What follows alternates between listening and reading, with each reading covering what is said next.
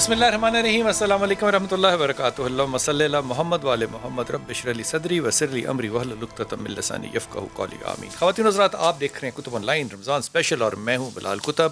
اور اللہ والے لوگوں کو تو آپ نے دیکھا کہ وہ بلا کر وہاں سے تصویریں تروا کے بھاگے, اور یہ کوئی ان کامن بات نہیں. میرا نہیں خیال کہ یہ خبر بھی تھی, کیونکہ یہ اتنا عام, میں نے کم از کم اتنا عام دیکھا ہے کہ میں جتنا بھی کہوں تو وہ غلط بات ہے.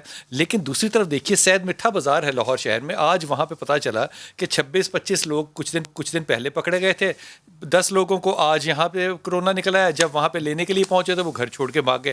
یہ چوہے بلی کا جو کھیل رہی ہے حکومت اور عوام آپس میں, اس میں ایک تیسرا انگ اور رنگ بھی ہے, اور وہ یہ کہ جو کاروباری طبقے ہیں ان کا ایک بہت بڑا بوجھ ہے, اور وہ بوجھ ہے کہ ہم بھوک سے مر جائیں گے, ہم بازاروں میں نکل آئیں گے, یعنی کہ بغاوت پہ اتر آئیں گے ورنہ لاک ڈاؤن کو کھولا جائے. اب 2 کنڈیشنز ہیں, یا کرونا سے مریں یا بھوک سے مرے. کیا یہ کمپیریزن درست ہے؟ ہمارے ساتھ آج ہوں گے ڈاکٹر سعید اختر صاحب. ان کا تعارف میرے کم از کم میرے قد کے مطابق بات نہیں ہے. ان کی جو کنٹریبیوشن پاکستان میں KPLI میں یا ورلڈ اوور میں ہے, اس کا کوئی اور متبادل پاکستان کے پاس کم از کم نہیں ہے. رضا مصباح ہمارے پاس ہوں گی, جو کہ بیوٹی سلون چلاتی ہیں ڈپلیکس کے نام سے, یہ بھی اپنا بیان دیں گے. اور عتیق میر صاحب انشاءاللہ ہمارے ساتھ ہوں گے, جو کہ تاجروں کے بہت بڑے نمائندے ہیں. رضا, آپ سے بات شروع کرتا ہوں. آپ فرمائیے رضا کہ کیا مسائل ہیں, کیوں کاروباری طبقہ چاہتا ہے کہ ان کو کھولا جائے, ان کی بیوٹی سلونز کو بھی کھولا جائے. بیوٹی سلونز کھلیں گی, پارکس بھی کھلیں گے. یہ اتنا نیسسری ہے کہ ان کو کھولا جائے؟ بالکل. میں obviously اپنی انڈسٹری کے بحاف پہ بولنا چاہوں گی کہ کچھ سالوں پہلے ایک سروے ہوا تھا جہاں پر آلموسٹ 49% ویمن جو ہماری پاپولیشن ہے پاکستان کی, ان سے سروے کیا گیا تھا کہ وہ کون سے بزنسز جو ہیں وہ چوز کرتی ہیں رن کرنا یا جن میں کام کرنا. اور سب سے پہلے جو تھا وہ تھا کیٹرنگ, نمبر 2 تھا tailoring, and number 3 was the beauty salon کی ان کو کھولنا یا ادھر کام کرنا. So I just want to say that the beauty industry contributes a lot to our GDP. It is part of the service industry which is again contributing a lot. کھولنا یا نہ کھولنا is not in my hands to comment. It is solely up to the government. لیکن right now we have many association groups for the beauty salons. Right now all we are focusing on solely is not to رضا, آپ کے pressurize the سارے government. سننے والے جو ہیں نا وہ پاکستان میں زیادہ تر ہیں, اور اگر باہر بھی ہیں تو وہ پاکستانی ہیں. اگر آپ اردو میں بات کریں گی تو بہت اچھا لگے گا. بالکل بالکل. جو ہماری جتنی بھی سالون ایسوسی ایشن کے گروپس ہیں, جہاں پر ہمارے چھوٹے اور بڑے بھی سالونز جو ہیں, ان کا بھی سول فوکس صرف یہ نہیں ہے کہ ہمیں کھولنے کی اجازت دیں. ہم انڈرسٹینڈ کرتے ہیں کہ that's completely up to the government, یہ ان کا ڈیسیجن ہے. لیکن جن چیزوں پہ ہم کام کر رہے ہیں وہ ہیں اسٹینڈرڈ آپریٹنگ پروسیجرس. ہمیں ابھی تک حکومت کی طرف سے کچھ ایسا کوئی گائیڈ لائنس ملے نہیں ہیں. اس لیے ڈیپلیکس گروپ نے ہمارے پاس آلموسٹ 1500 عورتیں امپلائڈ ہیں نیشن وائڈ. ہمارے 74 سالونز ہیں. ہم نے جو ہے وہ اسٹینڈرڈ آپریٹنگ پروسیجرز بنائے ہیں. رضا, اس ساری بات کا تعلق جو ہے وہ میرے سوال سے ہے نہیں. میں تو آپ سے سوال یہ کہہ رہا ہوں کہ یہ بیوٹی انڈسٹری ہے, یقیناً انڈسٹری ہے, لیکن اس کے اندر اتنی ضرورت کیوں ہے کہ کرونا وائرس جیسی وبا پھیلی ہو ملک میں, تو اس کو کیوں کر کھولنا ہے؟ ہم آئی ڈونٹ نو آپ کون سے, مطلب جو ہماری سالونز ہیں وہ بالکل بھی یہ نہیں کہہ رہی کہ ہمیں کھولنا چاہیے. جو ہمارے جتنے بھی سالونز ہیں وہ سوللی کہہ رہے ہیں, چاہے وہ ایسوسی ایشنس کیوں یا ان پنجاب, سندھ اور KP کے, دیر سینگ کہ آپ ہمیں SOPs پرووائڈ کریں. اچھا, آپ کے پاس SOPs اپنے بنے ہوئے ہیں کہ آپ کھولنا چاہتی ہیں, اور کیا SOPs ہوں گے جس سے کہ بہتر حالات ہو سکتے ہیں اگر DC آپ کو نہ بھی دے SOPs تو؟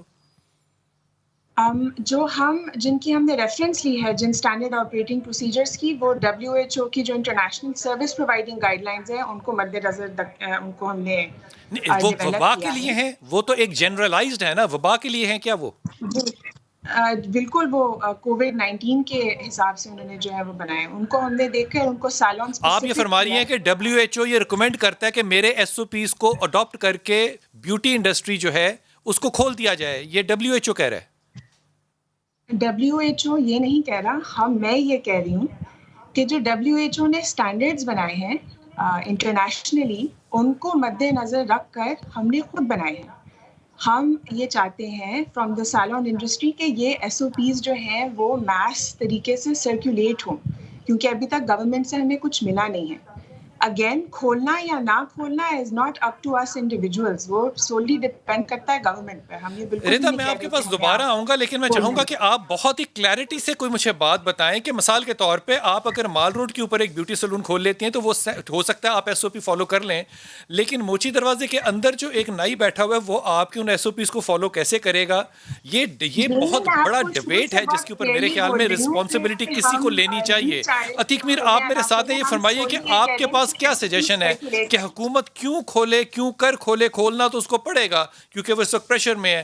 تو اس وقت جو احتیاطی تدابیر ہیں ان کو آپ کیسے مد نظر رکھیں گے اور اس وبا کو نہ پھیلنے میں آپ کا کیا کردار ہوگا؟ اس میں قطب صاحب دو رائے نہیں ہے.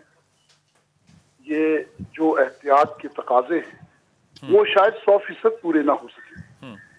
اس کے باوجود ہم یہ کہتے ہیں کہ جو مشکلات ہیں نچلے طبقے کی، اس کے تقاضے یہ کہتے ہیں کہ کاروبار اور روزگار کے عتیق صاحب، یہ محدود تقاضے، آپ کی اور بات بالکل بجائے، یہ تقاضے وہ نیچے کا جو طبقہ ہے اس کا اسٹیٹسٹیکل ڈیٹا کہاں پر ہے؟ اس کا ڈیٹا ہمارے پاس ہے. مثال کے کراچی طور شہر پہ ہے، میں عرض کر کراچی رہا ہوں. شہر ہے، اس میں 20% لوگ ایسے ہیں جو ڈیلی ویجز پہ کام کرتے ہیں.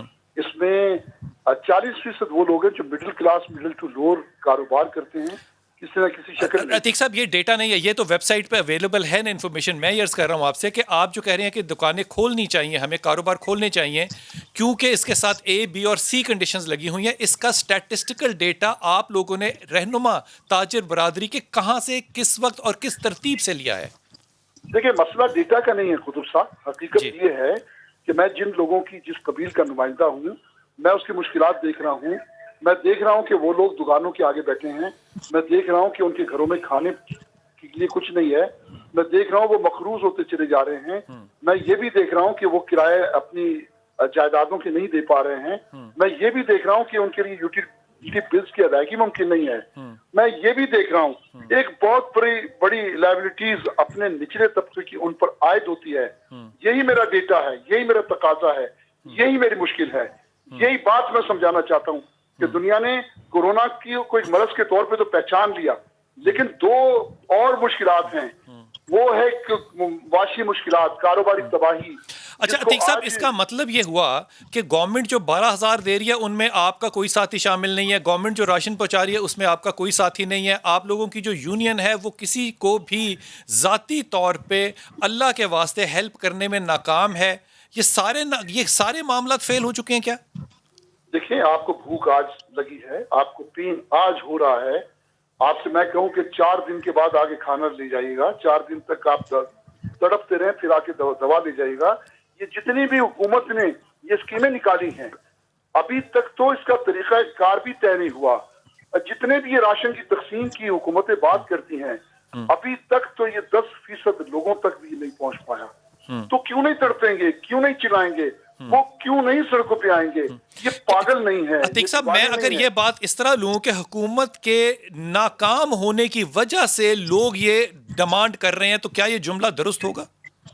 دیکھیں، اس لحاظ سے میں سندھ کی بات کرتا ہوں جی جی کہ سندھ میں حکومت لاک ڈاؤن میں مکمل ناکام ہو چکی، مکمل طور پر اپنی ذمہ داریاں ادا کرنے میں ناکام ہو چکی، مکمل طور پر لوگوں کو وہ سہولتیں جن کا اس نے خود اعلان کیا وہ پہنچانے میں ناکام ہو چکی.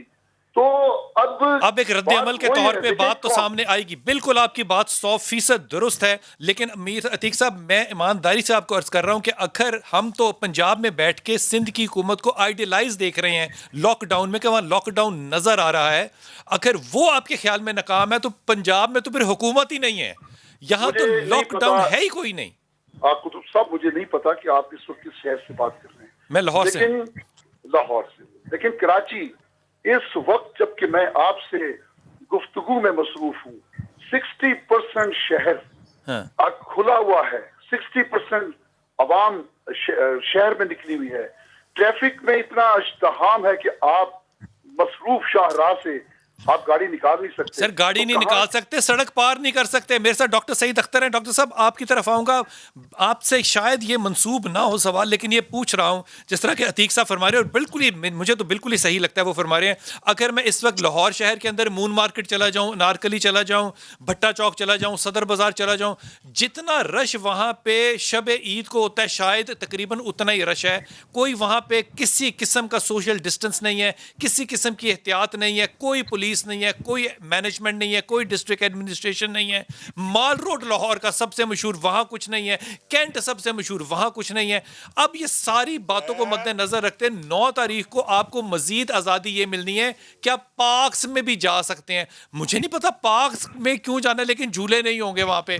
ये मुझे कन्फ्यूजन नज़र आती है, इसलिए ये मैं तंज कर रहा हूँ कि जब मैं वो प्रोजेक्टाइल देखता हूँ बीमारी का, तो हमारा जो बीमारी का जहाज था उसने तो अभी रनवे से टेक ऑफ लिया है, अभी तो उसने 3000 मीटर की बुलंदी लेनी है। इसका मतलब डेथ रेट ज्यादा होगा, फिर शायद जाकर कहीं स्टेबिलिटी आएगी।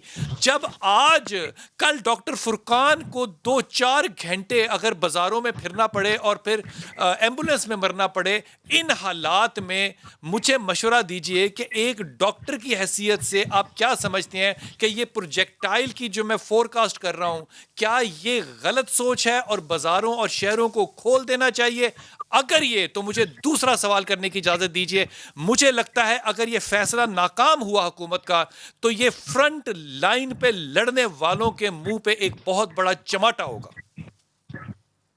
देखिए कुतुब भाई, मैं आपकी बात से 200% एग्री करता हूँ, और purely from a professional view point, एक ऐसा डॉक्टर जो कि पाकिस्तान के बारे में भी केयर करता है, गरीब के बारे में भी केयर करता है, ये मैं आपको एक समझ लीजिए कि इजमा अपने डॉक्टर कम्युनिटी का बता रहा हूँ कि हम में से majority of the doctor community, चाहे वो पिंडी इस्लामाबाद से हो, पेशावर से हो, कोयटा से हो, लाहौर से हो, कि कराची से हो, हम सब का कंसेंसस है इस बात के ऊपर कि इस वक्त लॉकडाउन नहीं खोलना चाहिए।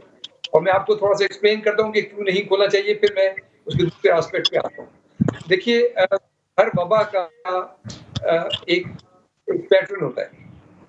हमने इस पैटर्न किया चाइना में, साउथ कोरिया में, अमेरिका में, इटली में। कुछ हमने वहाँ पे कामयाबियां देखी, कुछ नाकामियां देखी, कुछ सीखा उन सारी चीज़ों से। इस वक्त जो हमारी ट्रैजेक्टरी है वो बिल्कुल उसी पाथ पे जा रही है जैसे कि इटली की और अमेरिका की। डेली बेसिस पे हम बदकिस्मती से केसेस के नंबर को कम दिखाने के लिए इतने केसेस कर ही रहे, टेस्ट कर ही रहे हैं। नतीजा ये कि हम कहते हैं कि अच्छा, लेकिन इवन अगर उसको भी देखें आप, जो जो जो थोड़े नंबर हैं, वो भी अब 1000 पर डे केसेस डिटेक्ट होना शुरू हो गए। और अगर आप उसकी परसेंटेज निकालें तो वो 10 से 15% बनती है।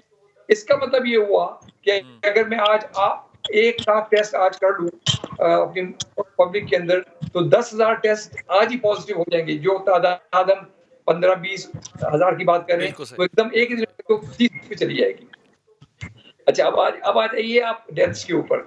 देखिए, डेथ्स के अंदर हमारे पास ग्रोसली अंडर रिपोर्टेड डेथ्स हैं। और एक बात आपसे मैं खुद भाई शेयर करना चाहता हूँ जो बहुत ज्यादा मीडिया पे नहीं हुई। पहले लोगों का ख्याल ये था कि ये सिर्फ एक रेस्पिरेटरी या सांस की बीमारी है, लेकिन अब इसमें बड़ा मेच्योर डेटा करके आ रहा है कि ये खून के स्मॉल नालियों की क्लॉटिंग की बीमारी है। ये अंडरलाइन प्रॉब्लम है उसकी। उस क्लॉटिंग के नतीजे में लंग्स में जब खून के वेसल्स क्लॉट होंगे तो सांस नहीं आएगा। हार्ट में जब खून के वेसल्स क्लॉट होंगे तो हार्ट अटैक हो जाएगा। ब्रेन में जब खून के वेसल्स क्लॉट होंगे तो स्ट्रोक होना शुरू हो जाएगा। और इसीलिए आप देखें जो वो डॉक्टर फुरकान साहब वो बड़े कंफ्यूज थे। तो एक बड़ी इंपॉर्टेंट मैनिफेस्टेशन बीमारी की जरूरी नहीं है कि वो सांस की फॉर्म में आए, बल्कि कंफ्यूजन और स्ट्रोक की फॉर्म में आ सकते हैं। इसी तरह कुछ लोगों के गुर्दे मुतासर होंगे। मेरा कहने का मकसद ये है कि जिस चीज को क्लिनिकली हम सब कोरोना वायरस की बीमारी समझते हैं कि वो सिर्फ सांस से मुतालिक, वो सांस के बियॉन्ड भी उसकी बड़ी मैनिफेस्टेशन है। लिहाजा जो बेतहाशा लोग को हम कह रहे हैं कि ये हार्ट अटैक مر گئے, یہی اسٹروک ڈاکٹر سے مر صاحب گئے. آپ کی بات میری سمجھ میں آ گئی. میں نے جو اس کے اوپر پیپر پڑھا, اس کے اندر تقریباً 50 وہ لوگ جو کہ کرونا سے مرے ان کی ٹاپسی ہوئی, اس میں سے صرف 3 ایسے لوگ تھے جو امریکہ نے کی. امریکہ نے اس پہ چادر ہماری طرح ڈال دی. باقی یہ ڈیٹا ہمیں بتا رہا ہے کہ یہ ہارٹ اٹیک بھی کر رہا ہے, یہ اسٹروکس بھی کر رہا ہے, کیونکہ یہ کلوٹ والا جو معاملہ ہے یہ ابھی تک کسی نے سامنے لائے نہیں. مجھے فرمائیے, 2 باتیں آپ سے پوچھوں گا کہ آپ ایک عام ڈاکٹر کے جو صرف پاکستان سے محبت کرتا ہے, وہ اگر یہ انفارمیشن جانتا ہے تو حکومت کے پاس کیا اتنا کوالیفائڈ کوئی اور ڈاکٹر ہے ہی نہیں جو کیبنٹ میں مشورہ دے سکے؟ اور اگر نہیں ہے تو آپ کیا اس حق میں ہیں کہ انڈر اینی سرکمسٹینس, کسی بھی وجہ سے, چاہے وہ وجہ بھوک ہو, افلاس ہو, جو بھی ہو, اگر لاک ڈاؤن کھولتے ہیں تو پھر ہماری پروجیکٹائل ڈیتھ پروجیکشن, ڈیزیز کا سپریڈ کس طرح کی طرف جائے گا, کس طرح رنگ لے گا, کیا صورت اختیار ہوگی پاکستان میں؟ دیکھیے یہ تو میرے لیے کہنا مشکل ہے کہ ان کے پاس اچھے ڈاکٹر نہیں ہیں, لیکن جب پورے پاکستان کے ڈاکٹر یک زبان ہر فورم پہ یہ کہہ رہے ہیں تو مجھے سمجھ میں نہیں آتی کہ گورنمنٹ نے کیوں وہ سٹینڈ لیا ہوا ہے. اچھا دوسرا یہ ہے کہ اس ڈاکٹر صاحب, اگر ڈاکٹروں نے ہڑتال کر دی پھر کہاں جائے گا یہ سارا ملک؟ ایسے ہی ہے, تو میں کہہ رہا ہوں کہ یہ تو بالکل کلیئر ہے. دوسرا یہ ہے کہ اس میں کوئی کوشچن نہیں میرے مائنڈ میں نمبرز بڑھیں گے. اب 1-2 باتیں اچھی میں کہنا چاہتا ہوں کہ دیکھیں ہم نے یہ دیکھا کہ ریلیٹیولی ہمارے یہاں ڈیتھ کو ریشو تھوڑا سا کم ہے. یہ بالکل ریئلسٹک بات ہے, اور اس کی ریزن 2 ریزنز ہیں. ایک ریزن یہ ہے کہ ہماری اوور آل پاپولیشن تھوڑی سی ینگر ہے, تو اس لیے شاید اتنی ڈیتھ نہیں ہو رہی کہ اس میں بڑا لینئر ریلیشن گراف ہے کہ جتنی بڑی پاپولیشن ہوگی اولڈ ایج کی پاپولیشن. دوسرا ہمارے گھروں کے پیٹرن ہیں وہ ذرا ہوادار گھر ہے, چھوٹی بھی گھر کیوں نہ ہو. امریکہ اور انگلینڈ کی طرح جو سینٹرل ایئر کنڈیشن ہے یہاں ہوا سرکولیٹ ہوتی ہے. تو ایک چیز آتی ہے وائرل لوڈ. جتنا زیادہ وائرل لوڈ ہوا میں ہوگا اتنے ہی زیادہ آدمی بیمار ہوگا, اور اسی لیے آپ کے ڈاکٹرز آئی سی یو میں ہیں جو کنٹینڈ اسپیسز میں ایکسپوز ہو رہے ہیں, ان میں ڈیتھ اور ان میں بیماری کی سیویرٹی بہت زیادہ ہے کمپیئر ٹو جن کو بہت معمولی سے ڈاکٹر ایکسپوجر صاحب, ہوا ہے. پروجیکشن اگلے 2 سے 4 ہفتے میں آپ پروجیکشن کیا دیکھ رہے ہیں؟ جس پروجیکٹائل پہ ابھی ڈیتھس اور بیماری پھیل رہی ہے, 2 سے 4 ہفتے میں آپ کیا دیکھ رہے ہیں؟ دیکھیے یہ نمبرز دینا تو بہت مشکل ہے, لیکن یہ بہت زیادہ نمبر بڑھیں گے ہمارے کیسز کے نمبر. تو بھائی اس لیے ہم ٹیسٹ ہی نہیں کر رہے. آج میں آپ کو چیلنج کرتا ہوں کہ آپ 50,000 ٹیسٹ پے کریں, تو کم از کم ڈیلی جو ہم کہتے ہیں نا کہ نہیں کبھی 500 ہو گئے, 600 ہو گئے, اب وہ نمبر 1000 پہ آ گیا. میں آپ کو چیلنج کرتا ہوں آج 10 سے 20%, یعنی اگر آج ہم 50,000 ٹیسٹ کریں تو آج رات تک 10 سے 20,000 لوگ ہمارے پازیٹیو آئیں گے. اور اسی لحاظ سے اچھا پھر دیکھیں یہ چونکہ ہم نے اس کو ایک اسٹیگمیٹائز کر دیا اور ہم نے بتا دیا ایک کہ بھئی یہ تو بہت بڑی لعنت ہے, اور تو لوگ چھپتے پھر رہے ہیں اور بھاگتے پھر رہے ہیں, تو لوگ ایون ڈیتھس کو رپورٹ نہیں کر رہے ہیں. ان کو پتہ ہے کہ اگر ان کی ڈیتھ رپورٹ ہوگی کورونا کی, اور چاہے ان کو پتہ بھی ہو گھر میں کہ سانس کی بیماری تھی یا سڈنلی اسٹروک ہوا یا ہارٹ اٹیک ہوا, تو ہماری ڈیتھ گروسلی انڈر رپورٹڈ ہے, ہماری جو number of cases under reported ہے. اچھا اب ہیونگ سیڈ دیٹ میں ان کی طرف آتا ہوں کہ بزنس کیوں کھولنے چاہیے. میرے خیال میں صرف 4 ہفتے کی بات ہے کہ بھی ہمارا گراف ہے اوپر کی طرف جا رہا ہے, پھر یہ پیک کر کے اس نے نیچے کی طرف آنا ہے, اور میرا خیال ہے یہ نیچے کی طرف آنا ہے یہ ودن 3-4 ویکس. تو دنیا کا ڈیٹا ہمیں اسی طرح سے بتاتا ہے کہ آنا شروع ہو جائے گا. ہم اگر 4 ہفتے بہت اعلیٰ ڈاکٹر سعید, بہت اعلیٰ آپ کا پیغام پہنچا. رضا مصباح, آپ نے بات ڈاکٹر صاحب کی سنی. ڈاکٹر صاحب ایک ورلڈ ریناؤنڈ سائنسدان ہے, ان کی بات کا بہت بڑا وزن ہے. فرض کیجئے کہ غلط ہے, میں نہیں کہہ رہا کہ ڈاکٹر سعید صحیح ہے, میں کہہ رہا ہوں فرض کیجئے غلط ہے, لیکن ہمارے پاس کوئی اور سورس نہیں ہے, اسٹیٹسٹکس نہیں ہے. کیا 4 ہفتے اور ہم اس ملک میں اس وبا میں حکومت کا, عوام کا, زندگی کا ساتھ نہیں دے سکتے, سب ناکامیوں اور بےایمانیوں کے باوجود, کہ لوگ نہ مرے اس وبا سے؟ ہمارے پاس اور کوئی طریقہ نہیں ہے. 2 ملکوں کی ایگزامپل سامنے, تائیوان کی جہاں پہ پبلک نے سوشل ڈسٹنسنگ خود کی کیونکہ وہ 100% لٹریسی ہے. دوسری نائجیریا جہاں پہ 0 ریٹ ہے, وہاں پہ کورونا کا کوئی پیشنٹ نہیں ہے. کیوں؟ کیونکہ انہوں نے ٹیسٹ ہی نہیں کیے, 0 ریٹ. ہم دونوں میں سے کس ملک کو چوز کرنا چاہتے ہیں؟ اس میں آپ ایز این انڈسٹری کہاں کھڑے ہوں گے؟ ہم ایز این انڈسٹری, جو میں آپ کو پہلے بھی کہی تھی, جو شاید آپ نہیں کلیئرلی سمجھ پائے, وہ یہ ہے کہ we are not in a position کہ ہم کسی کو پریشر کریں کہ ہمیں کھولنے دیں یا نہ کھولنے دیں. اس ٹائم پہ جو ہماری ریکویسٹ شروع سے تھی وہ ہمیں کوئی گائیڈ لائنس دیں اور SOPs دیں, پالیسیز دیں, جس میں ہم اس ٹائم میں جتنی ہم اوور 40 ڈیز ہو گئے ہیں پنجاب میں, اس ٹائم میں ہم پریپیئر کریں تاکہ جب ہمیں اجازت ملے کھولنے کی تو we can open responsibly and prepared. آپ نے اچھی بات کی. آپ आप 40 दिन हो गए, अगर अब भी SOPs नहीं है, और ये SOPs जो हैं ये condition to the subject of ground reality होंगे, आप बाहर से पकड़ के SOPs लाकर पाकिस्तान में लगाएंगे तो बड़ा मुश्किल होगा। ये मैं कमिश्नर साहब से अर्ज कर रहा हूँ, आपको इंडिजिनस SOPs बनाने पड़ते हैं, ये दुनिया जहान में ऐसा ही होता है, आप हवा के अंदर SOPs नहीं ला सकते। लेकिन अतीक साहब आप ये फरमाइए कि क्या आप लोग इस मामले में हुकूमत की कोई पॉलिसी को क्रिटिसाइज किए बगैर कोई और मशवरा मसाल के तौर पे दे सकते हैं कि आप लोगों की मदद जो है आपकी कम्युनिटी के तहत, आपकी ऑर्गेनाइजेशन के तहत माली बगैर सूद के किसी लोन की सूरत में दी जाए और आपसे 2, 4, 6 हफ्ते और मांग लिए जाएं, ताकि हुकूमत इन मामलात में थोड़ी सी संजीदगी दिखा सके कि अगर अवाम संजीदा है तो हमें भी संजीदा होना चाहिए। और बिल्कुल आप दुरुस्त फरमा रहे हैं, और यही बात मैंने आपसे जो इब्तदाई गुफ्तगू थी उसमें भी कही थी कि ये लोग जो बाहर क्यों आ रहे हैं, इन्हें महदूद रखना है, इन्हें दूर रखना है। जिस अभी आपने ताइवान की मिसाल दी, तो देखिए जहाँ पर मैं भी उसी तरीका एहतियात का हामी हूँ जिसमें सोशल डिस्टेंसिंग हो और लॉकडाउन हो, क्योंकि दुनिया में जिन ममालिक ने अब तक कोरोना वायरस से छुटकारा पाया है या इसमें कमी वाक़ई हुई है, उसके पीछे यही तरीका रहा है। अपने आगाही तो एक मौत है, एक ऐसा बंद मुट्ठी समझे, एक सारे वो मुश्किलात जो अचानक सामने आएंगे। लेकिन मैं एक बात कहता हूँ कि हुकूमत ने आज तक स्टेक होल्डर से पूछना तो इसकी गवारा ही नहीं किया कि हमसे भी पूछें कि आपके लिए क्या SOPs बनाई जाए। उन्होंने किसी से भी नहीं पूछा। अतीक साहब आप अकेले नहीं है इसमें, किसी से नहीं पूछा।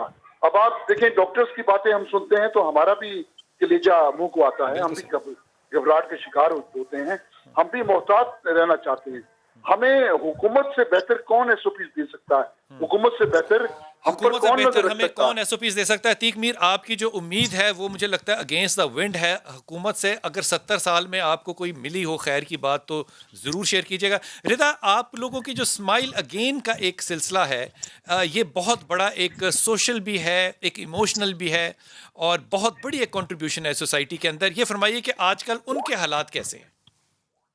ऑब्वियसली क्योंकि इस कोविड-19 की वजह से सारा गवर्नमेंट और हमारे कौम के इंडिविजुअल्स हैं, उनका जो फोकस है वो कोविड-19 के ऊपर ही है। लेकिन हम पूरी कोशिश कर रहे हैं कि जो हमारे पेशेंट्स हैं डेफलेक्स स्माइल अगेन फाउंडेशन के, उनको जो है वो राशन पहुँचे और उनको उसी तरह जो है वो सपोर्ट मिलती जाए जिस तरह हम उनको देते हैं। लेकिन सबसे बड़ी उनकी सपोर्ट यही है कि उनके हम ऑपरेशंस जो हैं करवाते जाएं, उनकी जो रिकंस्ट्रक्टिव सर्जरी है, और वो आजकल नहीं हो पा रही क्योंकि ऑब्वियसली हॉस्पिटल्स जो हैं वो कैपेसिटी पे हैं। तो हम होप करते हैं कि उनको भी जो है वो हुकूमत याद रखेगी और इंडिविजुअल्स याद रखेंगे जिस तरह बाकी लोगों को। जितना आपने बहुत अच्छी बात की, वो सर्जरीज नहीं हो सकती क्योंकि हमारे OTs जो हैं, ऑपरेशन थिएटर्स जो हैं, वो ओवरलोडेड हैं फॉर सम रीज़न। उसको हम कोविड-19 कहें या क्या कहें। डॉक्टर सईद, अगर हमारी मेडिकल सर्विसेज इस वक्त जबकि हम पीक पे पहुंचे नहीं हैं, ओवरलोडेड हैं, तो आइंदा आने वाले में आप यंग डॉक्टर्स की हड़ताल देखेंगे, प्रोफेसरों की हड़ताल देखेंगे, या फिर वो खुदकुशियां करेंगे? क्या करेंगे? लेकिन डॉक्टर्स जो है ना वो ट्रेन प्रोफेशनल्स हैं, वो अपनी जान को खतरे में डाल के जिम्मेदारियां अदा करते रहेंगे, और हम इसी तरह शाखाना उसका पे करते रहेंगे क्योंकि वो उनके प्रोफेशनलिज्म के खिलाफ है कि शायद वो हड़ताल करें और काम करना बंद कर दें।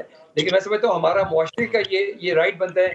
मैं कहता हूँ कि आप हमें सलूट ना मारें, ओके, और डॉक्टरों के गाने मत गाएं, लेकिन डॉक्टरों को प्रोटेक्टिव इक्विपमेंट दें, खुदा के वास्ते उनको कुछ चीजें दें, मास्क। डॉक्टर साहब जीते रहिए, सलामत रहिए। डॉक्टर सईद अख्तर हमारे साथ है, रिदा मिसबा साथ थी, तीक मीर साथ थे, बहुत ही एंड के ऊपर, और कमाल बात है वो कहते हैं हमें गाने ना सुनाए, हमें सलूट ना मारे, हमें प्रोटेक्शन, पर्सनल प्रोटेक्शन का इक्विपमेंट दे। हम प्रोफेशनल लोग हैं, लड़ने वाले लोग हैं, हमें लड़ने के लिए हथियार चाहिए। अगर अब भी ये पैगाम साफ नहीं है तो क्या नाम है, क्या बात है। अगला हमारा सेगमेंट इंशाल्लाह ताला होगा ताहिर शरफी भाई के साथ, मुफ्ती इकबाल नक्शबंदी साहब साथ हैं, डॉक्टर हुसैन अकबर साहब होंगे, मगफरत और तौबा पे बात करेंगे, और तौबा और मगफरत इंशाल्लाह ताला अल्लाह से मांगेंगे।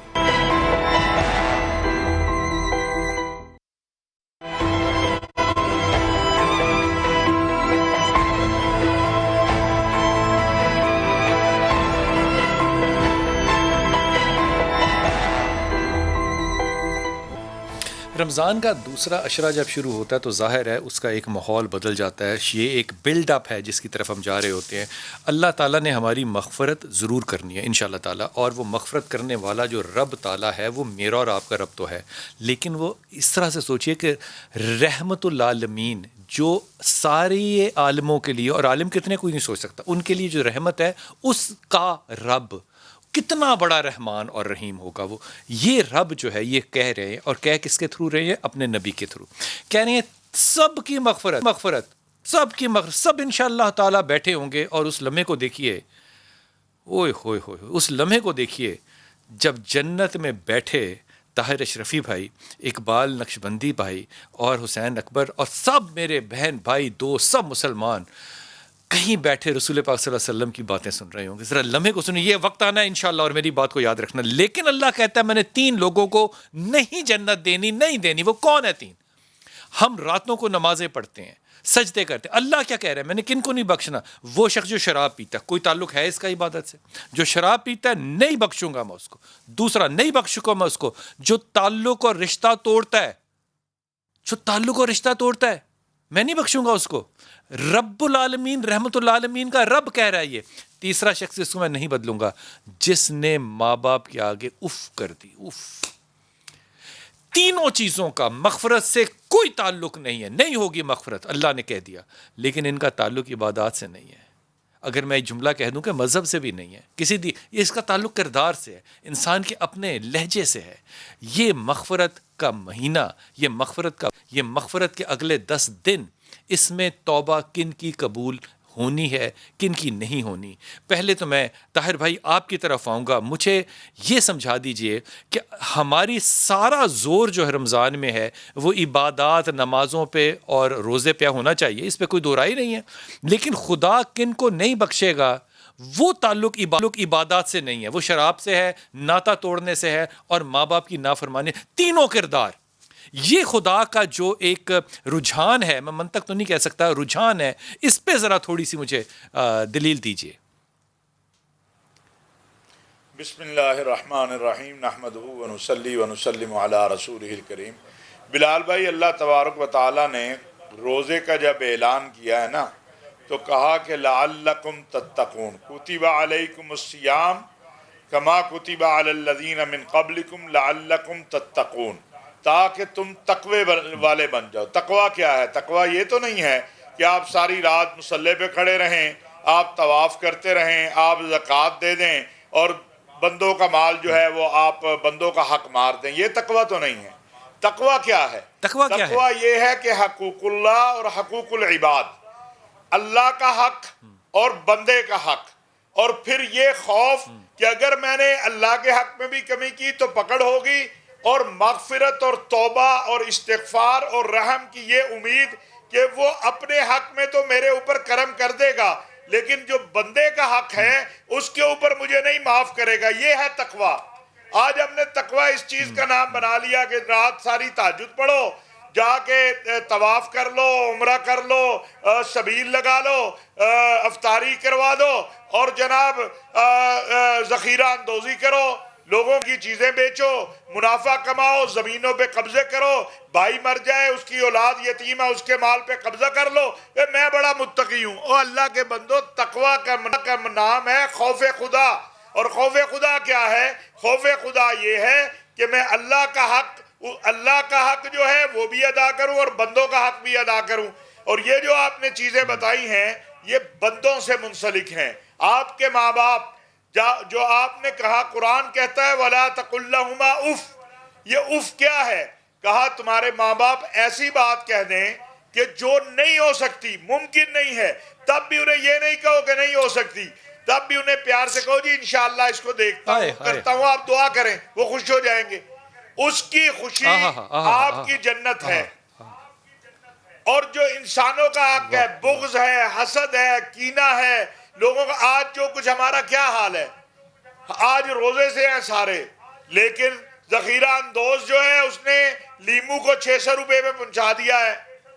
کھجور والے نے 600 روپے کلو کی کھجور کو 1400 پہ پہنچا دیا، یہ سمجھتا ہے یہ روزہ رکھ کے، یہ نفل پڑھ کے، یہ کوئی افطاریہ کروا کے تو یہ جنت میں چلا جائے گا۔ اللہ کی قسم یہ جنت میں اس وقت تک نہیں جا سکتا جب تک یہ بندوں کا حق ادا نہیں کرے گا، اور بندے کا جب تک یہ بندوں کا حق ادا نہ کرے۔ آپ نے بڑی اچھی بات کر دی اشرف طاہر بھائی کہ تقویٰ جو ہے یہ خدا کا خوف ہے، اگر خدا کا خوف نہیں ہے تو پھر آپ جانے آپ کا رب جانے۔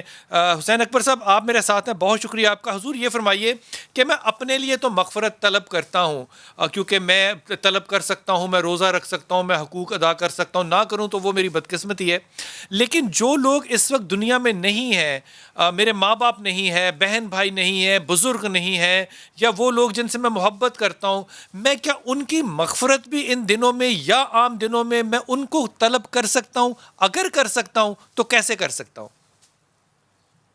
بہت بہت شکریہ۔ اعوذ باللہ من الشیطان الرجیم، بسم اللہ الرحمن الرحیم، الحمدللہ رب العالمین، والصلاۃ والسلام علی سید الانبیاء والمرسلین وعلی آلہ الطیبین الطاہرین المعصومین، رب اغفر لی ولوالدی۔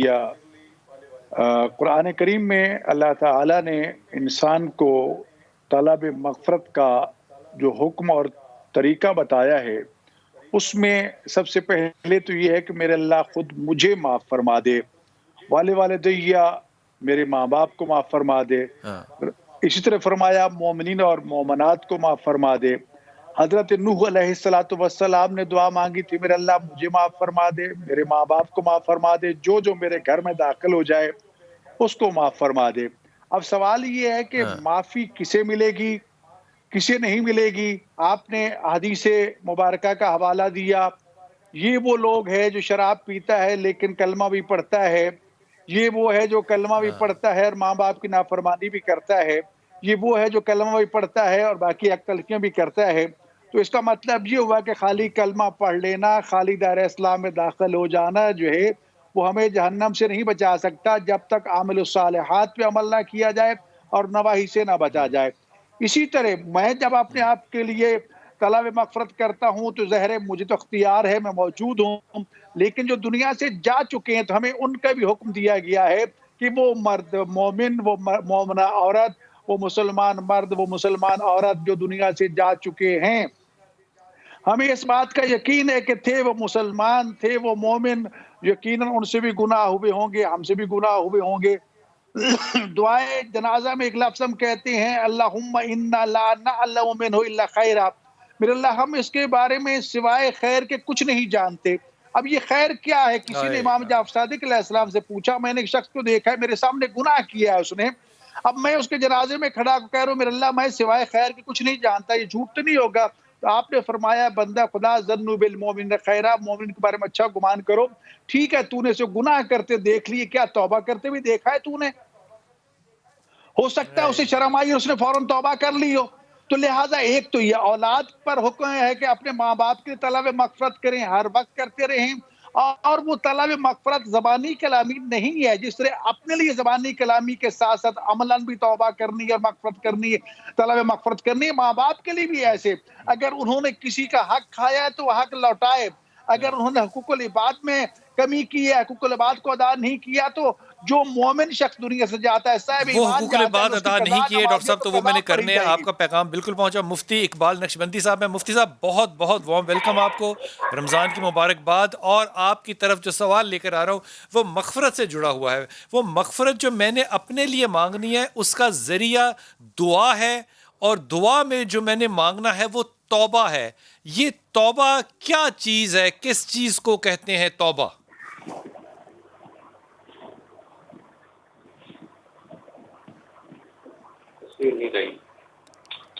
جی اقبال صاحب، اقبال نقشبندی صاحب۔ سر آواز نہیں آ رہی مجھے، آپ پلیز دوبارہ ریپیٹ کریں۔ جی جی، میں عرض کر رہا ہوں کہ میں نے جو مغفرت اللہ سے مانگنی ہے وہ دعا سے اور توبہ سے مانگنی ہے۔ توبہ کیا ہوگی اور توبہ کیسے مانگی جائے گی؟ بسم اللہ الرحمن الرحیم۔ مولا یا صلی وسلم دائما ابدا علی حبیبک خیر الخلق کلہم۔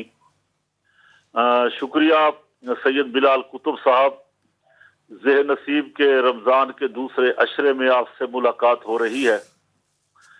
تو آپ کا بڑا اہم آج کا ٹاپک ہے अशरा मगफिरत के ऊपर जी अल्लाह रब्बुल इज्जत सूरह मुजम्मिल शरीफ के अंदर इरशाद फरमाते हैं वस्तगफिरुल्लाह इन्नल्लाह गफूरुर रहीम, और मुझसे मगफिरत तलब किया करो और बेशक अल्लाह बख्शने वाला मेहरबान है। बेशक। देखिए कि कुरान मुकद्दस के अंदर मुतअद्दिद आयात ऐसी हैं, अल्लाह रब्बुल इज्जत ने आम इंसानों को, मुसलमानों को हुक्म दिया है कि अस्तगफार करो, मुझसे मगफिरत तलब करो, क्योंकि तुम्हारा तकवा इख्तियारी है और मलाइका का तकवा जबरी है। वाह। वो जबरी मुत्तकी हैं, उनसे गुनाह सरजद होता ही नहीं है, तो उनका तकवा जबरी तकवा है। हम जो मुसलमान हैं, हमारा इख्तियारी तकवा है, हम गुनाह पर कादिर तो हैं, कर तो सकते हैं, मगर करते नहीं हैं। नहीं करेंगे गुनाह, कुदरत भी रखते हैं, तो फिर हुक्म ये होता है कि फरिश्तों, ये इंसान तुमसे अफजल हो गया है कि जो गुनाह पर कादिर तो था मगर गुनाह नहीं किया, तकवे पर पाबंद रहा, तो लिहाजा वो तुमसे अफजल है। फिर अपने प्यारे हबीब सल्लल्लाहु तआला अलैहि वसल्लम को हुक्म दिया जा रहा है कि ऐ पैगंबर, तुम मासूम हो, तुम भी अस्तगफार करो, तुम भी अस्तगफार करो। तो सही बुखारी शरीफ की हदीस है, रसूलुल्लाह सल्लल्लाहु अलैहि वसल्लम फरमाते, अबू हुरैरा, मैं दिन में 70 बार अस्तगफार पढ़ता हूँ। क्या बात, क्या बात। नक्शबंदी साहब, बहुत ही खूबसूरत पैगाम आपका पहुंचा। ताहिर भाई, आपकी तरफ आऊंगा। आप ये फरमाइए, क्या कोई ऐसा बदनसीब भी है जिसके लिए मुझे मगफरत नहीं मांगनी चाहिए इन दिनों में भी? बिलाल भाई, बात यह है कि रसूल अकरम सल्लल्लाहु अलैहि वसल्लम ने तो उनके लिए भी मांगा जिन्होंने उनको पत्थर मारे, और आका अलैहिस्सलातु वस्सलाम की एक जो पसीने का कतरा है उसके ऊपर पूरी कायनात कुर्बान। वहां तो खून बह रहा था, और वहां क्या कहा अल्लाहुम्मा हदी कौमी, क्योंकि ये समझ गए थे, अल्लाह के नबी सल्लल्लाहु अलैहि वसल्लम ये जान गए थे कि इस वक्त कायनात में कोई ऐसा नहीं जिसको गुस्सा ना आया हो, तो रब्बे करीम कितने गुस्से में होंगे, तो फौरन कहा अल्लाहुम्मा हदी कौमी, ए अल्लाह ये मेरी कौम है, इनको हिदायत दे दे, फइन्नहुम ला यअलमून, ये जानते नहीं हैं। बात ये है, हिदायत की दुआ तो सबके लिए मांगनी है, मगफिरत की दुआ तो सबके लिए मांगनी है, लेकिन बिलाल भाई, अल्लाह तबारक व तआला का अपना मेयार है, और जो रसूल अकरम सल्लल्लाहु अलैहि वसल्लम को छोड़कर जाएगा या रसूलुल्लाह सल्लल्लाहु अलैहि वसल्लम को नहीं अपनाएगा, उसके लिए मगफिरत नहीं है। उसके लिए भी हमें हिदायत की दुआ मांगनी है। हमारा काम ही ये है कि हम अपनी, क्या बात है, खूबसूरत बात, खूबसूरत बात। डॉक्टर साहब, आखिरी मेरे पास लम्हात है। डॉक्टर हुसैन अकबर साहब, बड़ी ही आला तरीन गुफ्तगू फरमा दी ताहिर अशरफी ने कि जो मेरे नबी का नहीं है वो अल्लाह का भी नहीं है। इस पे बस आखिरी जुमला फरमाइए, जो नबी का नहीं है वो अल्लाह का भी नहीं है। देखें, तौबा के हवाले से बात चल रही है। सबसे पहली बात तो ये है कि 4 सुतून है तौबा के। सबसे पहले शर्मिंदा होना, ज़बान से अल्लाह से माफ़ी मांगना, अपने अमल और जवारे से साबित करना कि मैं वाकई अल्लाह के काम का मुती और फर्मबरदार हूँ, और ये अहद करना कि वापस नहीं लौटूंगा। इसलिए हज़रत अली अलैहिस्सलाम और रसूल खुदा सल्लल्लाहु अलैहि वसल्लम इरशाद फरमाते हैं कि तौबा कर लिया और फिर तौबा के आसार अगर उसके बदन से ज़ाहिर नहीं होते तो उसने तौबा नहीं की है, वो फ्रॉड है। और यही आपने इरशाद फरमाया था कि इय्याका वत्तस्वीफ, ये सब चीजें दिल से करनी है। डॉक्टर हुसैन अकबर, आपका पैगाम पहुंचा। आप तीनों मेहमान मेरे साथ रहेंगे इंशाल्लाह ताला, और वक्फे पे से आता हूं तो यही बात यहीं से इंशाल्लाह शुरू करते हैं।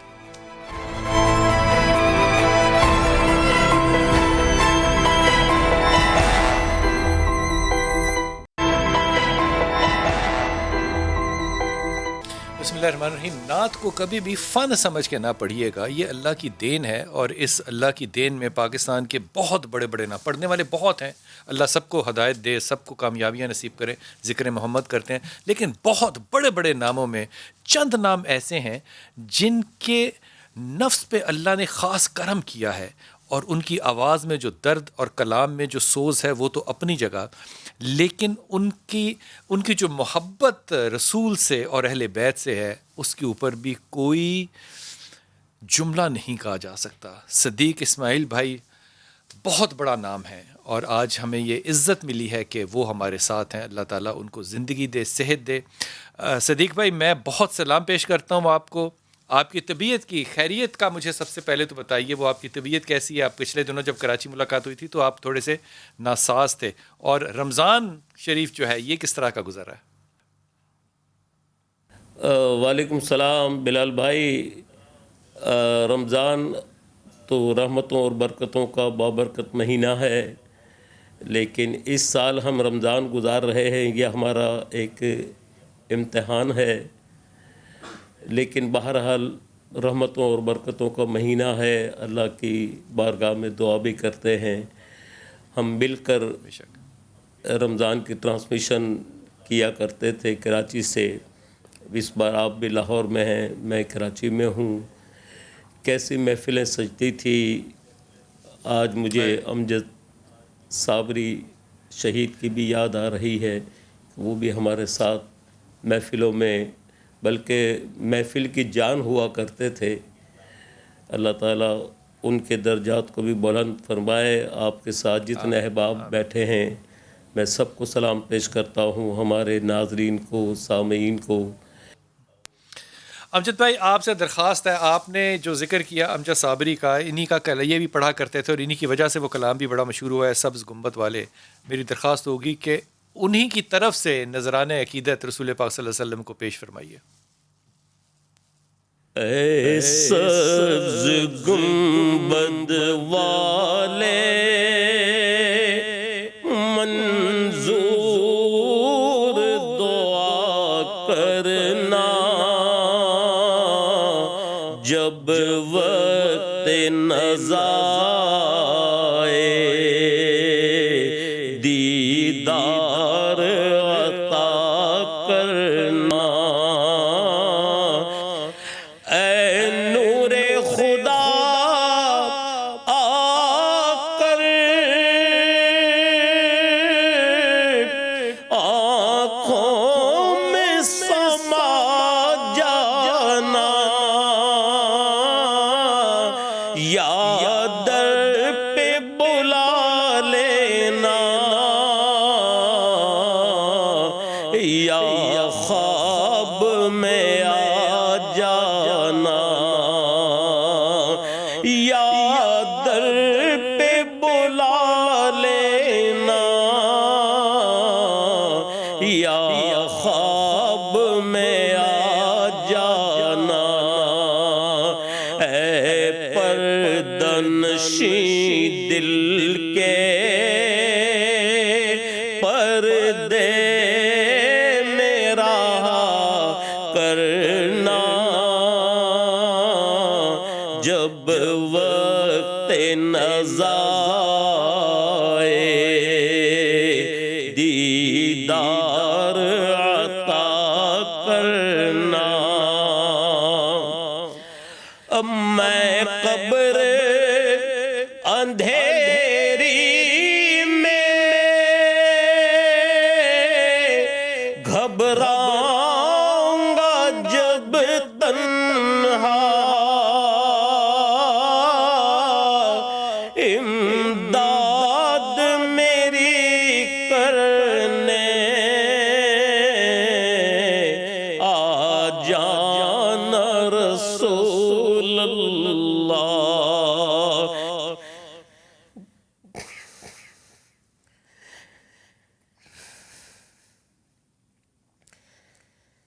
جب وقت نزا, جب وقت نزا آئے دیدار عطا کرنا. اے سبز گنبد والے منظور دعا کرنا, جب وقت نزا آئے دیدار عطا کرنا.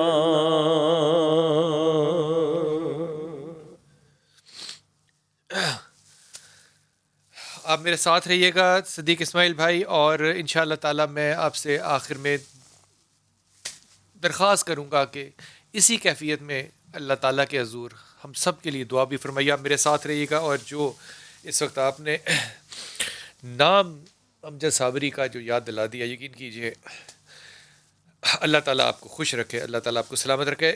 طاہر بھائی آپ میرے ساتھ ہیں، بہت شکریہ. آپ نے مجھے ظاہر ہے آپ کو بڑا انتظار کرانا پڑا. میں توجہ آپ تمام صاحب کی صرف ایک طرف کروانا چاہوں گا. جہاں پہ رحمت العالمین ہو اور دلوں میں محبت رسول مقبول ہو، وہاں توبہ تو ہر لمحہ اور ہر سانس میں موجود ہوگی، ورنہ تو وہ جو کلیم ہے وہی جھوٹا ہوگا کہ مجھے رسول سے محبت ہے. طاہر بھائی، حسین اکبر صاحب آپ کو آواز آ رہی ہے میری؟ جی جی مجھے آواز آ رہی ہے. یقیناً وہ دل کہ جس میں عشق مصطفیٰ موجود ہے، جس میں عشق آل مصطفیٰ موجود ہے، غلطیاں اس سے ہو سکتی ہیں، انسان خطا کا پتلا ہے، لیکن غفور الرحیم اسے پھر بھی توبہ کی توفیق عطا فرماتا ہے.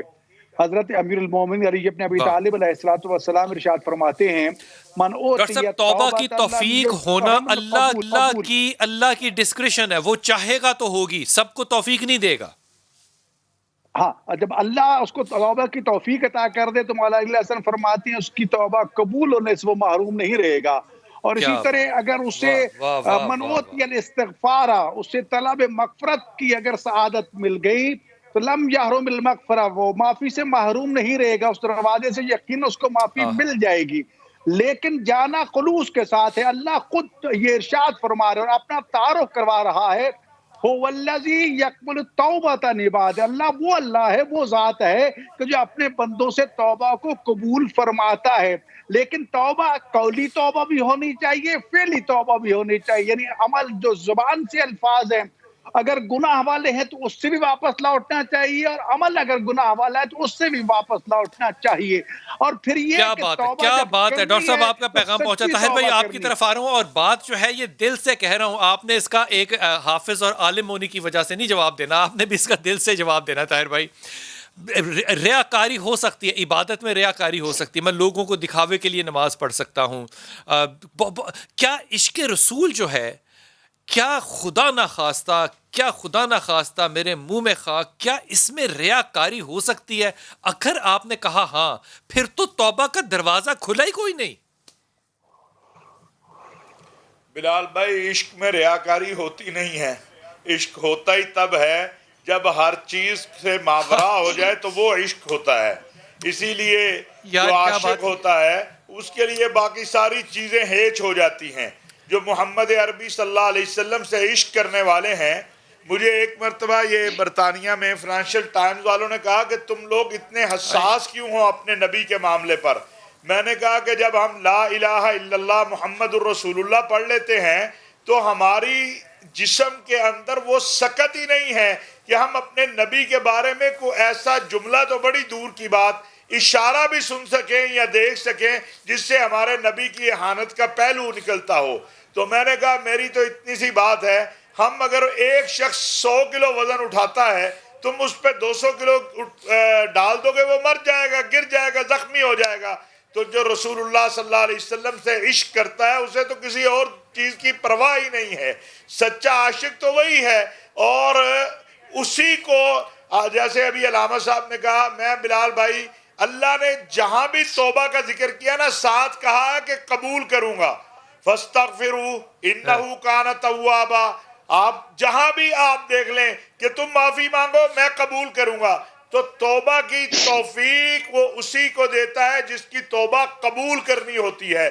وگرنہ کمال بات کرتے ہیں شرفی بھائی، خدا کی قسم میں آپ کو کیا کہوں، میرے پاس لفظ نہیں ہے. طاہر اشرفی، حافظ طاہر اشرفی، آئی لو یو. خدا کی قسم آپ نے بس ایمان تازہ کر دیا ہے. حافظ نقشبندی صاحب، مفتی صاحب، میں آپ کی طرف آتا ہوں. اقبال نقشبندی صاحب یہ فرمائیے، کیا محبت رسول واحد ذریعہ توبہ کا نہیں ہے؟ اس کے بغیر خدا توبہ کی توفیق کیوں کر دے گا مجھے؟ بہت شکریہ بلال بھائی. बिल्कुल मोहब्बत रसूल तौबा का जरिया है। अगर रसूलुल्लाह सल्लल्लाहु अलैहि वसल्लम की मोहब्बत नहीं है तो फिर वो तौबा हो ही नहीं सकती। अल्लाह खुद हुक्म देता है, कुल इन कुंतुम तुहिब्बून अल्लाह फत्तबिऊनी युहिब्बुकुमुल्लाह यगफिर लकुम ज़ुनूबकुम वल्लाहु गफूरुर रहीम। ऐ हबीब, आप इनसे कह दीजिए, अगर तुम ये अल्लाह से मोहब्बत करना चाहते हो तो फिर आओ रसूल से मोहब्बत करो, अल्लाह तुम्हें अपना दोस्त बना लेगा। तो साबित ये हुआ कि सबसे पहली बुनियादी चीज जो है वो रसूल से मोहब्बत है। अगर रसूल से मोहब्बत से दिल खाली है तो फिर तौबा हो ही नहीं सकती। फिर बंदे रसूल से मोहब्बत नहीं तो तौहीद कैसे हो सकती है लामा साहब? उस पे बरसता ही नहीं है। तो लिहाजा जरूरी है कि रसूलुल्लाह सल्लल्लाहु अलैहि वसल्लम की मोहब्बत ये ईमान का हिस्सा है, ईमान की अलामत है। अगर हुजूर से मोहब्बत की जाए तो फिर सब जितनी मगफरतें हैं, तौबा के दरवाजे हैं, सब वो खुल जाएंगे। अगर देखिए हम मगफिरत की तरफ नहीं जाए, तौबा नहीं करें, तो उसे गफार कौन कहेगा? वो खुद फरमाता है कि मेरी गफारी का पता तब चलेगा जब तुम मुझसे मगफिरत तलब करो। मैं तवाब हूँ, तुम तौबा करो। मैं खालिक हूँ, तुम मखलूक बन के मेरे दरवाजे पे आओ। जब तुम मेरे दरवाजे पे आओगे तो फिर देखना हम तुम्हारी किस तरह बख्शिश करते हैं। शर्त एक लगाई कि तुम मेरे महबूब की जुल्फों के असीर बन जाओ, मेरे महबूब की मोहब्बत के असीर बन जाओ, मेरे रसूल से सच्चा इश्क कर बैठो, मोहब्बत कर बैठो, फिर चलते आओ। फिर जो तुम कहोगे मैं वो मान लूंगा। फिर तुम्हारी बदकारी को नहीं देखूंगा, मैं तो मदीने वाले की सिर्फ यारी को देखूंगा, रसूलुल्लाह की मोहब्बत को देखूंगा। तुम्हारी बदकारी सियाहकारियों को नहीं देखूंगा। तुम कितने गुनहगार हो, कितने सियाहकार हो, कितने बदकार हो, मैं तो सिर्फ ये देख लूंगा ये महबूब के नाम लेवा तो है ना, कलमा तो पढ़ा है। मैं इन दावत देता रहा कि आओ तुम इस्तगफार करो, आओ तुम तौबा करो। आज मेरे महबूब के दरवाजे पर आ गए, वलो अन्नहुम इज़्ज़लमू अनफुसहुम जाऊका। जब तुम अपनी जानों पर जुल्म कर बैठो तो मेरे हबीब के दरवाजे पर आ जाओ। मुफ्ती इकबाल नक्शबंदी साहब कमाल बात कर दी, जब जुल्म कर बैठो अपनी जानों पे तो मेरे नबी के दरवाजे पर आ जाओ। और जिसने मेरे नबी को वसीला बनाया मैंने उसकी दुआओं को कबूल किया। डॉक्टर साहब आपकी तरफ आ रहा हूँ। डॉक्टर हुसैन अकबर साहब ये फरमा दीजिए कि मेरे नबी ने जो तौबा और मगफरत के दरवाजे उम्मत के लिए हमेशा के लिए खोले, मुझे तो यकीन कामिल है कि जिसको अल्लाह सबको तौफीक देगा इंशाअल्लाह ताला, और हम जन्नत में इंशाअल्लाह ताला इकट्ठे होंगे और वहाँ बैठ के भी यही गुफ्तगू और यही ज़िक्र नबी कर रहे होंगे। ये फरमाइए कि नबी के साथ मोहब्बत के तकाजे कि मेरी तौबा जो है वो रब ताला कबूल कर ले, वो क्या है? देखें बिलाल भाई, एक है इत्तबा और एक है इताअत। अतीउल्लाह व अतीउर रसूल भी कहा गया और इताअत के साथ इत्तबा भी कहा गया। कुल इन कुंतुम तुहिब्बूनल्लाह फत्तबिऊनी। इताअत और इत्तबा में फ़र्क ये, इताअत का ताल्लुक कानून के साथ है, सिस्टम के साथ है। हो सकता है वहाँ सख्ती से अमल कराया जाए, हो सकता है वहाँ इंसान जो है खुदा और रसूल का हुक्म समझ के रजा कराना तो उस पर अमल करे। लेकिन इत्तबा में वो एक प्रोटोकॉल सख्ती नहीं है, इश्क है, इश्क है। जितना रसूलुल्लाह से इश्क होता जाएगा उतना ही वो रसूलुल्लाह के ताबे होता जाएगा। उसके लिबास को अपना लिबास बनाने की कोशिश करेगा, उसकी हर अदा को अपनाने की कोशिश करेगा। और जब रसूलुल्लाह की अदा को अपनाने के लिए इंसान आगे बढ़ता है तो अल्लाह ने तो यहाँ तक कह दिया, जो मेरे महबूब से मोहब्बत करता है मैं उससे मोहब्बत करता हूँ। और वो अगर चंद कदम और आगे बढ़ जाए तो मैं इसलिए अर्ज किया करता हूँ कि रसूल खुदा सल्लल्लाहु अलैहि वसल्लम और अहले बैत अतहार के दरवाजे पे आके जन्नत का सवाल करना कोई बड़ा सवाल नहीं है। अगर सवाल करना भी है तो ये कीजिए, खुदाया रोज़े क़यामत हमें रसूलुल्लाह सल्लल्लाहु अलैहि वसल्लम और उनके अहले बैत की मैयत अता फरमा, उनकी नौकरी अता फरमाइए। जन्नत क्या चीज़ है? ये तो क्या कुछ बात भी नहीं है, अगर हमें उनकी उनकी नौकरी अता फरमा। डॉक्टर साहब आपका बहुत शुक्रिया, इकबाल साहब आपका बहुत शुक्रिया। ताहिर भाई आपसे दरख्वास्त है आप मेरे साथ रहिएगा। अभी हम ब्रेक पे जाएंगे, अभी हम वक्फे पे जाएंगे, वापस आएंगे और ताहिर भाई हमारे साथ होंगे और इनसे वो जो आखिरी जुमला मैंने सुनना है वो सिर्फ इश्क और मोहब्बत का सुनना है ताहिर भाई, इसके अलावा और कुछ नहीं। वापस आते हैं।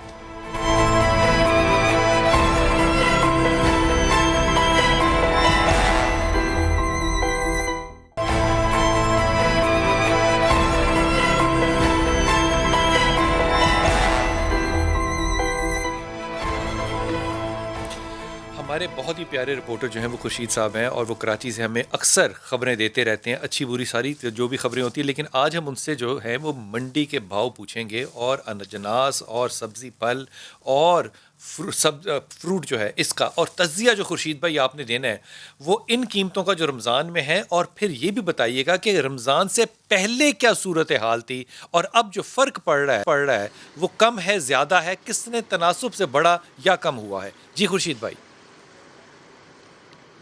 دیکھیے، ایک سمپل سی بات بتاؤں میں آپ کو. ایک عام دنیا دار آدمی کی حیثیت سے جو ایک عام آدمی بازار میں جا کے خریداری کرتا ہے، آپ بازار آئے، آپ کو رمضان سے پہلے 100 روپے میں 3 کلو خربوزے مل گئے، ٹھیک ہے. لیکن اب اگر وہی خربوزے آپ کو 80 روپے کلو اور 100 روپے کلو ملیں تو آپ کیا محسوس کریں گے؟ اسی طرح سرکار نے اگر دال ماش کی سرکاری قیمت مقرر کی 124 روپے، لیکن اگر مجھے اور آپ کو 220 میں ملتی ہے تو کس کی غلطی ہے، کس کی خطا ہے، کس کی بد انتظامی ہے؟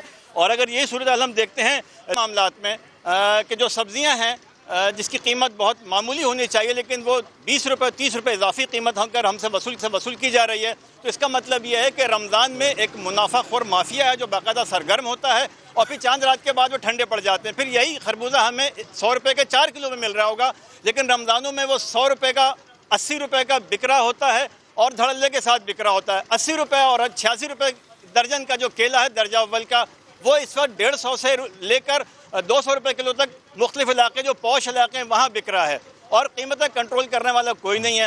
سرکار نے چکن کی جو پرائس آج کی مقرر کی ہے 214 روپے مقرر کی ہے، لیکن وہ 250 260 اور 240 روپے کلو پر فروخت ہو رہا ہے. تو اس کا مطلب یہ ہے کہ بد انتظامی جو ہے ہمارے یہاں سرایت کر چکی ہے، اور یہ ہر سال ہم رمضان میں پریکٹس کرتے ہیں کہ جو قیمتیں کنٹرول کرنے والے جو افسران ہیں، جو اہلکار ہیں، وہ اپنے ٹھنڈے کمروں سے باہر نہیں آتے اور یہی کام چل رہا ہوتا ہے. اور خاص طور پر اب کراچی میں چونکہ کورونا زیادہ پھیل چکا ہے تو اب پوری انتظامی توجہ جو ہے کورونا کے اوپر مرکوز ہو کر رہ گئی ہے، اور چند کاروائیاں اگر کسی سبزی علاقے میں فروٹ اور اجناس کی خورشید بھائی ریٹ ایک دفعہ ذرا بتا دیجیے گا کہ اس وقت موجودہ ریٹس کیا ہیں؟ دیکھیے، دال ماش کی تو سرکاری قیمت 124 روپے ہے لیکن بک رہی ہے 220 پہ. دال مونگ کی سرکاری قیمت 137 روپے ہے مگر وہ 250 پہ فروخت ہو رہی ہے. ارہر کی دال 80 روپے کے بجائے ہمیں ملتی ہے 260 روپے کلو میں. مسور کی دال بھی 81 کی بجائے 150 روپے کلو میں مل رہی ہے. ثابت مسور 75 کے بجائے 140 کا مل رہا ہے. دال چنا 109 کے بجائے 140 میں ہے. بیسن 111 کا ریٹ سرکار کا مقرر کردہ مگر 160 میں مل رہا ہے. اسی طرح میں نے آپ سے کہا کہ آلو کا سرکاری ریٹ 43 روپے ہے مگر وہ 50 روپے اور کچھ علاقوں میں جو پوش علاقے میں 60 روپے کلو تک بک رہا ہے. پیاز کی جو سرکاری ریٹ ہے 35 روپے ہے مگر اکثر علاقوں میں 50 کا بھی بک رہا ہے. اور سب سے اہم بات یہ کہ بند گوبھی 33 روپے کے بجائے 50 روپے کلو میں دستیاب ہے. لیمو 413 روپے کلو کی قیمت ہے سرکار کی مقرر کردہ مگر 550 600 روپے کلو میں دستیاب ہے. کیلا میں نے آپ سے ذکر کیا کہ 88 روپے کا آج کا ریٹ ہے مگر وہ 150 روپے کلو میں 150 روپے درجن میں ہمیں مل رہا ہے. اسی طرح اگر ہم پپیتے کی بات کرتے ہیں تو سر 103 روپے کا کلو ہے پپیتا سرکار کا مقرر کردہ مگر وہ 150 روپے میں ہمیں دستیاب ہے. چیکو 93 روپے کی اس کی قیمت ہے سرکار کی قیمت، لیکن وہ آپ کو 130 اور 150 روپے کلو میں دستیاب ہے. تو یہ صورتحال ہے کراچی کی، اور کم و بیش یہی صورتحال ملک کے دیگر حصوں میں بھی ہم دیکھتے ہیں کہ مہنگائی. بہت شکریہ خورشید بھائی، بہت شکریہ. آپ نے جو لفظ استعمال کیا نا عام آدمی جب جاتا ہے تو وہ عام آدمی نہیں، اس کا نام رکھتے ہیں مظلوم آدمی جب جاتا ہے، اور دھوکہ کھانے والا انسان جب جاتا ہے تو اس کے ساتھ یہ کرتی ہے وہ حکومت جس نے کہ انشاءاللہ تعالی ریاست کو مدینے کی طرف لے کر جانا ہے. طاہر بھائی آپ سے چند جملے چاہوں گا کہ جو آپ نے ذکر کیا محبت رسول کا، وہ تو اس نے تو دل جو ہے اسی کو بالکل ہی راستہ ہی اس کا بدل دیا، کیفیت ہی بدل دی. یہ فرما دیجئے کہ اس مغفرت کے عشرے میں ہمیں کیا پڑھنا چاہیے، کیا دعا مانگنی چاہیے، کیا عبادت کرنی چاہیے؟ بلال بھائی دیکھیں، رمضان کا مہینہ جب آتا تھا نا تو اولیاء اللہ اہل اللہ وہ سارا کا سارے اپنے اذکار چھوڑ دیتے تھے اور قرآن کریم صبح و شام پڑھتے تھے. اور یہ مغفرت کا عشرہ ہے تو استغفار جو ہے ہمیں اللہ سے مغفرت مانگنی ہے. اور مغفرت قرآن میں اللہ نے کہا ہے کہ اس کو سنو تاکہ تم پہ رحم کیا جائے. جب یہ فَإِذَا قُرِئَ الْقُرْآنُ فَاسْتَمِعُوا لَهُ وَأَنصِتُوا لَعَلَّكُمْ تُرْحَمُونَ. تو جو قرآن پڑھ سکتا ہے وہ قرآن پڑھے، نہیں پڑھ سکتا ہے تو سنے. اور جو حافظ ہے اس کو چاہیے اور صبح اپنے آپ کو یہ جو دن باقی ہیں قرآن سے جوڑ لیں. یہ قرآن کا مہینہ ہے اور اللہ تعالیٰ رحم فرما دیں گے. اور کثرت سے استغفار کریں. اور ایک بات میں عرض کرنا چاہتا ہوں کہ اللہ نے جب قرآن میں کہا نا ان کنتم تحبون اللہ فاتبعونی یحببکم اللہ، یہی خالی نہیں کہا کہ جب آپ کی اتباع کریں گے میں ان سے محبت کروں گا، اتباع رسول میں مغفرت بھی دے دی، کہا یحببکم اللہ۔ واہ سبحان اللہ، طاہر بھائی آپ کا پیغام پہنچا اور آپ نے یہ جو بات فرما دی یہ کمال بات ہے۔ سارے وظیفے اپنے چھوڑیں اور قرآن کی تلاوت کریں، جو نہیں کر سکتے وہ قرآن کو سنیں۔ طاہر بھائی آپ نے آج نہ دماغوں کو نہیں دلوں کو جیت لیا، اللہ آپ کو خوش رکھے۔ میں صدیق اسماعیل بھائی آپ سے درخواست کروں گا کہ دعا فرمائیے، اور طاہر بھائی آپ سے بھی درخواست کروں گا آپ بھی اس دعا میں ہمارے ساتھ شامل ہو۔ صدیق اسماعیل بھائی پلیز دعا فرمائیے سب کے لیے، اور وہی دل جو کہ آپ کا نعت پڑھنے میں تھا وہی اس دعا میں شامل فرمائیے۔ الحمدللہ رب العالمین، الصلاۃ والسلام علی خاتم الانبیاء والمرسلین، ربنا آتنا فی الدنیا حسنۃ وفی الآخرۃ حسنۃ وقنا عذاب النار، لا الہ الا انت سبحانک انی کنت من الظالمین۔ یا رب العالمین، یا ارحم الراحمین، اپنے محبوب کا واسطہ، اے اللہ اس مبارک مہینے کا واسطہ، اے اللہ نزول قرآن کا یہ مہینہ ہے، اے اللہ اپنے محبوب کے وسیلے سے، صحابہ اہل بیت کے وسیلے سے، اے اللہ اس کورونا کے مرض میں جتنے بھی ہمارے مسلمان بھائی بہن شہید ہو گئے، اے اللہ ان کے درجات کو بلند فرما۔ یا رب العالمین ہم سب کی حفاظت فرما، اے اللہ اس کورونا کے مرض سے ہم سب کو محفوظ رکھنا، اے اللہ اپنے حبیب کا واسطہ امجد صابری کے درجات کو بلند فرما۔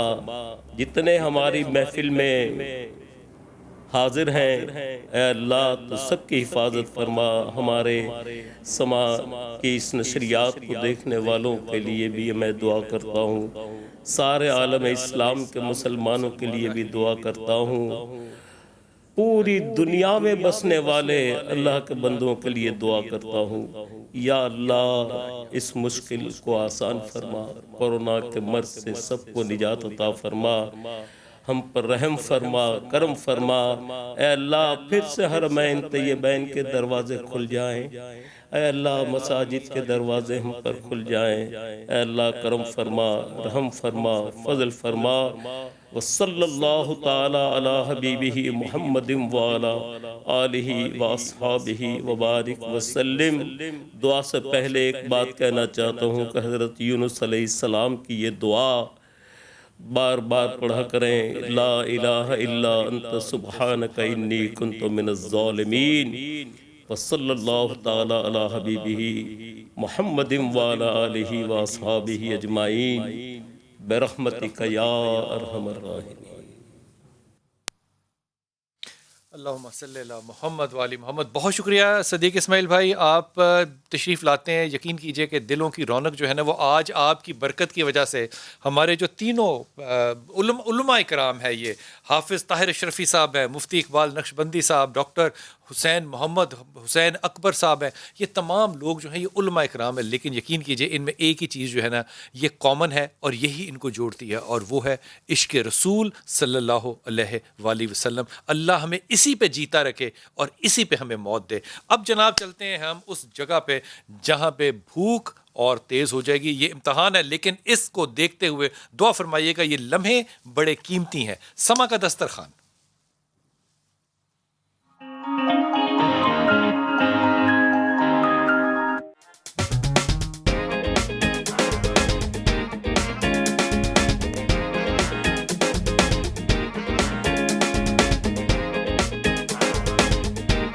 آپ دیکھ رہے ہیں سما کا دسترخوان اور میں ہوں آپ کی میزبان فرا اقرار۔ جیسا کہ آپ کو معلوم ہے کہ ہم آپ کو مختلف ریسیپیز سکھاتے ہیں جو کہ آپ افطار کے دسترخوان کی زینت بناتے ہیں، اور یہ وہ ریسیپیز ہیں جو بہت جلدی بن جاتی ہیں۔ آج ہم بنانے جا رہے ہیں چکن پکوڑے، جس کے لیے سب سے پہلے آپ کو مین انگریڈینٹ یعنی کہ چکن چاہیے، جو کہ بون لیس ہونا چاہیے اور کیوبز کی صورت میں کٹا ہوا ہونا چاہیے۔ یہ دیکھیں یہاں پر چکن ہے جس کو ہم نے کیوبز کی شکل میں کاٹ لیا ہے۔ آپ جتنی مقدار میں بنانا چاہ رہے ہیں چکن پکوڑے اتنا لے سکتے ہیں۔ یہ تقریباً 1 پاؤ سے زیادہ ہمارے پاس چکن رکھا ہے کیوبز کی صورت میں کٹا ہوا۔ آئل ہمیں چاہیے ہوگا جس میں ہم پکوڑے فرائی کریں گے۔ ہم نمک استعمال کریں گے، سرخ مرچ، کیوبز کی صورت میں کٹا ہوا پیاز، बारीक कटी हुई हरी मिर्च, हरा धनिया कटा हुआ, साबित सूखा धनिया और बेसन। इसकी तैयारी कैसे की जाएगी वो मैं आपको बताती हूँ। एक बाउल ले लेंगे, इस बाउल में हम सबसे पहले चिकन डालेंगे। चिकन जैसा कि प्रोटीन से भरपूर होता है, बच्चे बहुत शौक से खा लेते हैं और जब पकौड़ों की शक्ल में आप उनको एक डिफरेंट रेसिपी देंगे तो वो इसको बहुत एंजॉय करेंगे। तो इसमें हमने सबसे पहले चिकन ऐड कर लिया, उसके बाद हम इसमें 1 चम्मच नमक ऐड करेंगे, 1 टेबलस्पून सुर्ख मिर्च भी इसमें ऐड कर ली। हरी मिर्च जिन लोगों को पसंद है वो ज़्यादा ऐड कर सकते हैं। हम यहाँ पर 1 चम्मच कटी हुई मिर्च इसमें शामिल कर देंगे। प्याज ये हमने काट के रखा था, एक छोटे साइज़ का प्याज वो हमने इसमें शामिल कर लिया।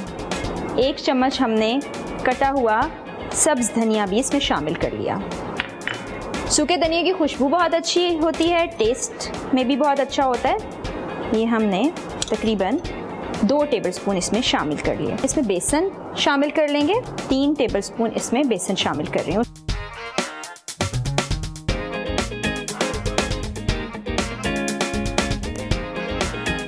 ये आप देखें बहुत थिक सा हमारा एक मटेरियल तैयार हो गया है। इसको जब हम 10 से 15 मिनट रखेंगे तो थोड़ा सा ये इसमें पानी आ जाएगा, जिसकी वजह से ये थोड़ा पतला हो जाएगा। इसलिए आपने इसको थिक ही रखना है, ये नहीं सोचना कि आपने ये क्या हो गया इतना थिक, तो पकौड़े का मटेरियल होता ही नहीं है। इसको आपने थिक ही रखना है। इस बात को आपने यकीनी बनाना है कि ऑयल अच्छी तरह से गर्म हो, वरना आपके पकौड़ों की शक्ल अच्छी नहीं होगी और ठीक से पकेंगे भी नहीं। तो ऑयल अच्छी तरह गर्म होने के बाद हम इसमें पकौड़ों के लिए ये जो चिकन का मटेरियल तैयार करके रखा था वो डालेंगे। आपको इसके पकने से ही अंदाज़ा हो रहा है कि घी गर्म हो चुका है। आँच को मैं मज़ीद कम कर लेती हूँ। जितनी कम आँच करेंगे उतने ज़्यादा अच्छे पकौड़े फ्राई होंगे।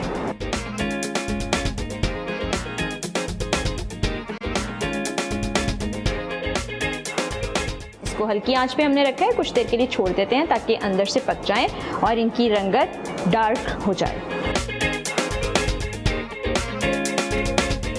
हमारे चिकन पकौड़े रेडी हो चुके हैं। आप देखें कि कितना प्यारा इसका ब्राउन कलर हो चुका है, मुकम्मल तौर पे ये पक चुके हैं अंदर से। ज़्यादा अगर इससे ज़्यादा देर तक पकाएंगे तो फिर वो जलने लगेंगे। तो हम इसको डिश में निकाल लेते हैं।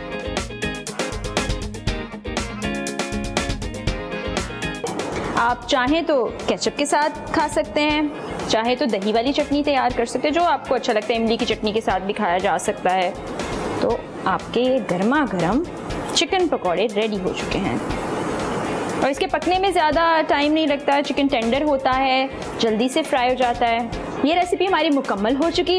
अगली जो भी हमारी एपिसोड होगी उसमें हम डिफरेंट रेसिपी आपको सिखाएंगे। हमें फीडबैक देने के लिए आप हमें ईमेल कर सकते हैं, हमारे फेसबुक पेज पर भी लिख सकते हैं और हमें बता सकते हैं कि आप कौन सी रेसिपी सीखना चाहते हैं। इसी के साथ अपनी मेज़बान फराह इकरार को इजाज़त दीजिए। अल्लाह हाफ़िज़।